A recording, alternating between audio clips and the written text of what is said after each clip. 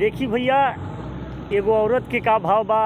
एगो औरत अपना मर्द से का कहताड़ी आ कैसे कहताड़ी भैया, एगो भाव बा, सुनी जा। अगर गाना अच्छा लगी तो भैया लाइक सब्सक्राइब जरूर करब जा।